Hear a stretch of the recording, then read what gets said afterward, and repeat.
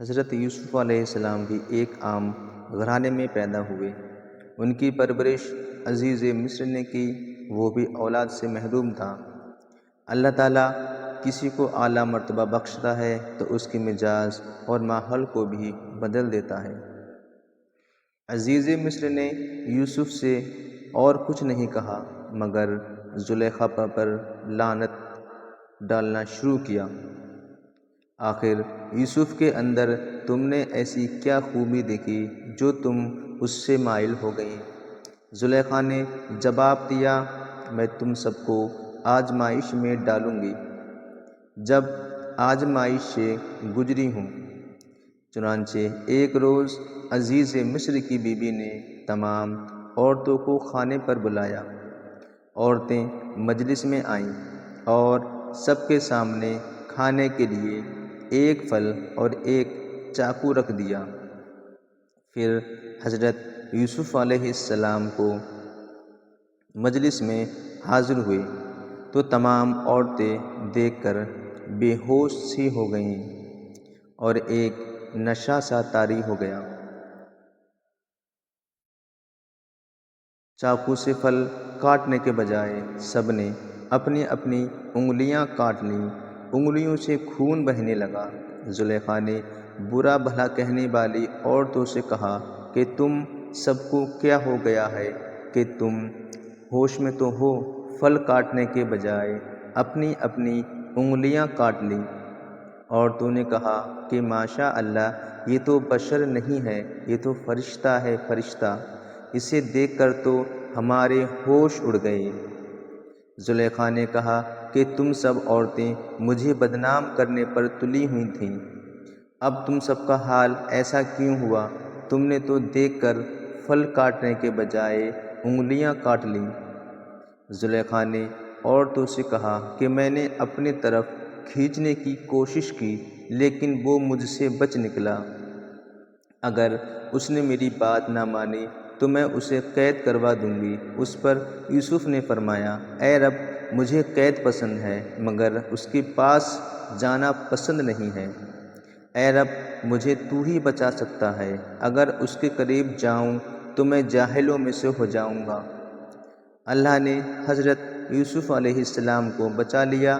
زلیخا کی جب زیادہ بدنامی ہونے لگی تو حضرت یوسف علیہ السلام نے قریب آنے سے انکار کر دیا تو یوسف کو قید خانے میں ڈال دیا گیا۔ حضرت یوسف علیہ السلام کی نیکی کا چرچا سارے شہر میں تھا، یہ بات ہر عورت جانتی تھی۔ حضرت یوسف علیہ السلام قید خانے میں تھے اور اللہ کا ذکر کیا کرتے تھے۔ قید خانے میں لوگوں کو نیکی کی دعوت دیتے۔ یوسف علیہ السلام جب قید میں تھے تو ان کے بعد 2 اور نئے قیدی بھی قید خانے میں آئے اور ان میں ایک شخص وہ تھا جو بادشاہ کو شراب پلایا کرتا تھا، دوسرا قیدی باورچی خانے کا افسر تھا۔ دونوں نے کوئی قصور کیا، اس لیے بادشاہ نے اس کی سزا دی۔ حضرت یوسف علیہ السلام لوگوں کو سچا راستہ دکھاتے، اللہ کا حکم بیان کرتے، اسی لیے قید خانے کے لوگ حضرت یوسف علیہ السلام سے عقیدت رکھتے اور یہ جانتے کہ یوسف نیک اور پارسا ہے۔ اسی لیے دونوں میں سے ایک شخص نے حضرت یوسف علیہ السلام سے کہا کہ میں نے خواب میں دیکھا ہے کہ میں بادشاہ کو شراب پلا رہا ہوں، اس خواب کی تعبیر بتا دیجیے۔ پھر دوسرے نے کہا کہ میں نے خواب میں دیکھا کہ میرے سر پر روٹیاں رکھی ہوئی ہیں اور پرندے میرے سر پر روٹیاں نوچ نوچ کر کھا رہے ہیں، اس کی بھی تعبیر بتا دیجیے۔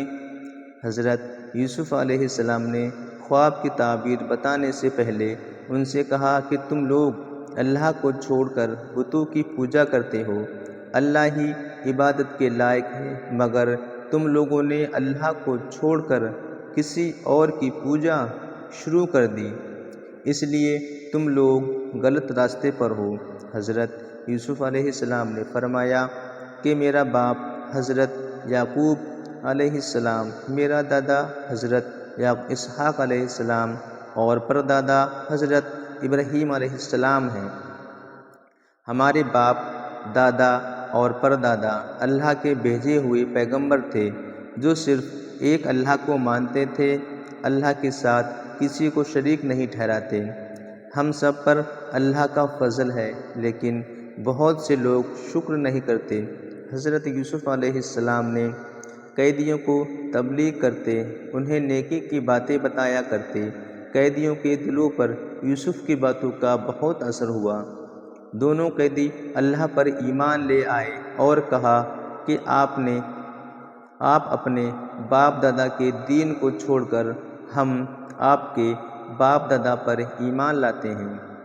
پھر دونوں نے حضرت یوسف علیہ السلام سے کہا کہ ہم نے جو خواب دیکھا ہے اس کی تعبیر بھی بتا دیجیے۔ تو آپ نے کہا، حضرت یوسف علیہ السلام نے بتایا کہ جس نے خواب میں دیکھا کہ شراب پلا رہا ہے وہ اپنے آقا کو شراب پلائے گا، اور جس کے سر پر روٹیاں تھیں اور پرندے روٹیاں کھا رہے تھے وہ سولی پہ چڑھے گا۔ آپ نے بادشاہ کو شراب پلانے والے سے کہا، جب تو رہا ہو کر بادشاہ کے پاس ملازم ہوگا اور شراب پلائے گا تو اس وقت بادشاہ سے میری سفارش کرنا کہ میں بے گناہ ہوں، مجھے رہا کر دیں۔ جب وہ شخص گیا تو یوسف نے جو کچھ کہا تھا وہ بھول گیا۔ حضرت یوسف علیہ السلام بڑی مدت تک جیل میں ہی ناگناہ سزا کاٹتے رہے اور اپنے رہائی کی امید کرتے رہے۔ ایک روز بادشاہ نے اپنے مصاحبوں اور وزیروں سے کہا کہ میں نے ایک ایسا خواب دیکھا ہے کہ اگر تم میں سے کوئی تعبیر بتا سکتا ہے تو مجھ سے کہے۔ مصاحبوں نے بادشاہ سے کہا کہ آپ اپنا خواب بیان کریں، ہو سکتا ہے ہم میں سے کوئی تعبیر بتا دے۔ بادشاہ نے کہا، میں نے خواب میں دیکھا 7 دبلی گائے گھاس کھا رہی تھیں، 7 موٹی گائے کھا رہی اناج کی 7 بالی ہری اور تازہ تھیں اور 7 سوکھی بالی تھیں، لیکن سوکھی بالی ہری بالی کھا رہی تھی۔ دبلی گائے کسی طرح موٹی گائے کھا سکتی ہیں؟ ہری بالیوں کو سوکھی بالی کیسے کھا سکتی ہے؟ اس کا کیا مطلب ہے؟ مصاحبوں نے کہا کہ اس خواب کی تعبیر بتانے سے ہم قاصر ہیں۔ یہ باتیں بادشاہ کو شراب پلانے والے تک پہنچ گئیں۔ اس نے سنا تو حضرت یوسف علیہ السلام کی باتیں یاد آ گئیں۔ اس نے بادشاہ کو حضرت یوسف علیہ السلام کے بارے میں سب کچھ بتا دیا اور کہا کہ اس خواب کی تعبیر حضرت یوسف علیہ السلام ہی بتا سکتے ہیں جو جیل میں سزا کاٹ رہے ہیں۔ بادشاہ کو شراب پلانے والے خادم نے کہا کہ آپ مجھے یوسف کے پاس بھیج دیجیے، میں اس سے تعبیر معلوم کر کے آؤں گا۔ بادشاہ نے اجازت دے دی اور وہ شخص حضرت یوسف علیہ السلام کے پاس پہنچا۔ اس نے بادشاہ کا خواب ذکر کیا، 7 گائے دبلی اور 7 موٹی، اس کا کیا مطلب ہوا؟ تو حضرت یوسف علیہ السلام نے ملک میں 7 برس تک خوب اناج اور پھل ہوگا، آنے والے 7 سال اچھے نہیں ہوں گے، اناج پیدا ہوگا، فاقے پڑ جائیں گے، ابھی 7 سال کے اندر جو اناج ہوگا کھانے کے ساتھ ساتھ بچا کر بھی رکھنا ہوگا۔ حالانکہ جو اناج فاقے کے زمانے میں کام آ جائے، اناج بچا کر رکھا جائے تو لوگ بھوک سے مریں گے نہیں، اور اناج بالیوں میں ہی رکھنا ہوگا تاکہ اناج خراب نہ ہو۔ چنانچہ پہلے 7 سال اچھے رہیں گے اور ان سے ہمیں یہ فائدہ ہوگا کہ بارش بھی خوب زیادہ ہوگی اور اناج بھی پیدا ہوگا۔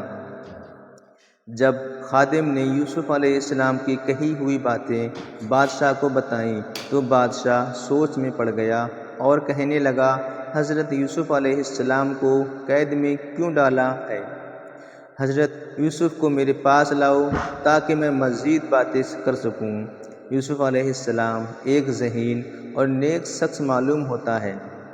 جب خادم نے حضرت یوسف علیہ السلام کے پاس پہنچا اور بادشاہ کو پیغام دیا تو یوسف نے خادم سے کہا، میں انصاف چاہتا ہوں، آخر مجھے قید میں کس جرم کی سزا میں ڈالا ہے، اور زلیخا کے بارے میں بتایا کہ اس نے اپنے قریب بلانے کی مجھے بہت کوشش کی، بہت بہلایا پھسلایا، لیکن میں اس کے جال میں نہیں پھنسا۔ اللہ نے مجھے گناہ سے بچایا۔ زلیخا کے پاس آنے والی عورتوں نے مجھے دیکھتے ہی اپنی اپنی انگلیاں کاٹ لیں۔ یہ باتیں عجیب و غریب ہیں۔ بتانے کا سبب صرف یہی ہے کہ عزیز مصر میری جان لے کر آخر کیا ثابت کرنا چاہتا تھا، اور میں گناہ سے پاک ہوں۔ اللہ خیانت کرنے والوں کے پسند نہیں کرتا۔ میں کسی کو رسوا کرنا نہیں چاہتا۔ میں اللہ کے حکم کے مطابق زندگی گزار رہا ہوں۔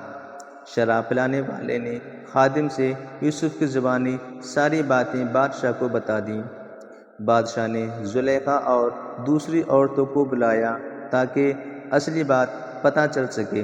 زلیخا نے بادشاہ سے سچ سچ بتا دیا اور کہا کہ میں نے حضرت یوسف علیہ السلام کو گناہ کی دعوت دینے کی بہت کوشش کی، مگر حضرت یوسف مجھ سے بچ نکلے۔